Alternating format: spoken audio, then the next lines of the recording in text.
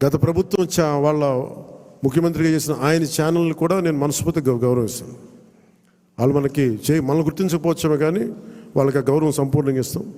So మనస్ఫూర్తిగా మీ అందరికీ తెలియజేసుకుంటూ కృతజ్ఞతలు తెలియజేసుకుంటూ, ముఖ్యంగా లా అండ్ ఆర్డర్కి సంబంధించి ఈ మధ్యన చాలా కీలకం అయిపోయింది. నేషనల్ మీడియా అడిగింది, మన కర్నూలులో జరిగిన సంఘటన, ఉమ్మడి కర్నూలు జిల్లాలో జరిగిన సంఘటన, ఒక చిన్నపాటి బిడ్డ మీద ఏం జరిగిందో అందరూ మైనర్ బాలు ఏం చేశారు మీకు అర్థమైంది. నన్ను స్పందించమన్నారు. ఏం మాట్లాడాలంటే, ఒక 18 ఏళ్ళు దాటిన యువతనైతే ఎలాంటి పనిష్మెంట్ అని ఇచ్చేయచ్చు. ప్రతిసారి ఇలాంటి దుర్ఘటనలు జరిగినప్పుడల్లా ఒక మనిషిని ఎన్కౌంటర్ చేస్తే సమస్య తీరిపోద్దా అనేది ఎప్పుడు నాకు సందేహం. మరి ఏం చెయ్యాలి అనేది కూడా అందరూ కూర్చొని చేయాలి. అందుకని మన వ్యవహార శైలి, ముఖ్యంగా రాజకీయ నాయకుల్లో చాలా మార్పు రావాలి. వీరి భాషా వ్యవహారాలు ఇష్టం వచ్చినట్టు తిట్టేసి, ఇష్టం వచ్చినట్టు బూతులు తిట్టేస్తే, నాయకుల్ని రౌడీల్ని పెంచి పోషిస్తే చిన్నపిల్లలకు కూడా అది ఆలవాలం అయిపోయింది.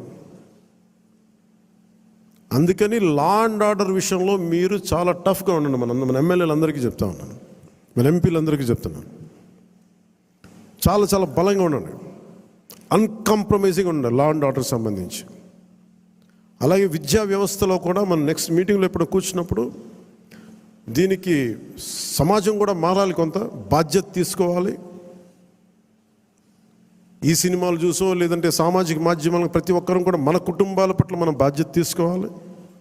ఇదే నేను cabinet meeting, last cabinet meeting నేను వస్తూ ఉన్నప్పుడు ఒక తల్లి ఇక్కడ వచ్చి ఆగింది. నేను చాలామందిని మాట్లాడుతున్నప్పుడు ఆ తల్లి వచ్చి చెప్పింది, నా బిడ్డను తీసుకెళ్ళిపోయారు, 2-3 అమ్మాయిలు తీసుకెళ్ళిపోయాడు. అంతకుముందు ఆ కుర్రాడు 16 ఏళ్ళు వచ్చి తీసుకెళ్ళిపోయారు. ఇక్కడి నుంచి వచ్చిన వారం రోజులు పట్టుకెళ్ళిపోయారు అబ్బాయిని. 9 నెలలు అయిపోయింది. నేను ఎవరికి చెప్పుకోవాలో తెలియట్లేదు. కంప్లైంట్ ఇచ్చాం మాచవరంలో. అంటే మన కేకే గారిని పంపించి వెంటనే కన్సర్న్ పోలీసు అధికారితో మాట్లాడితే 9 నెలల్లో సాధించలేనిది 9 రోజుల్లో తీసుకురాగలిగాం.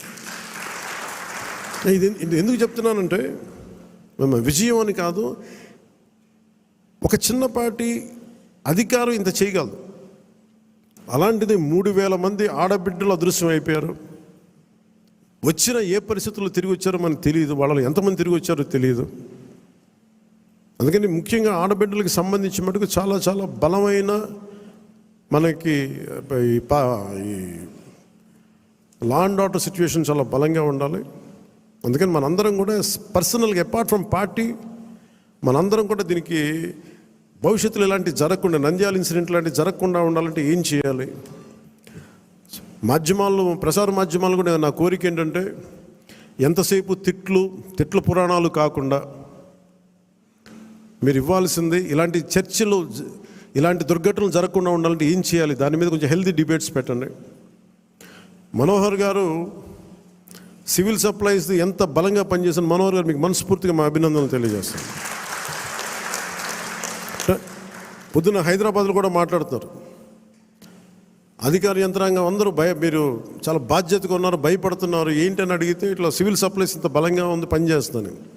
మనోహర్ గారికి అభినందనలు తెలియజేస్తాను. మీరు రావటంలో రేట్లు తగ్గినాయి, మొత్తం నిత్యావసర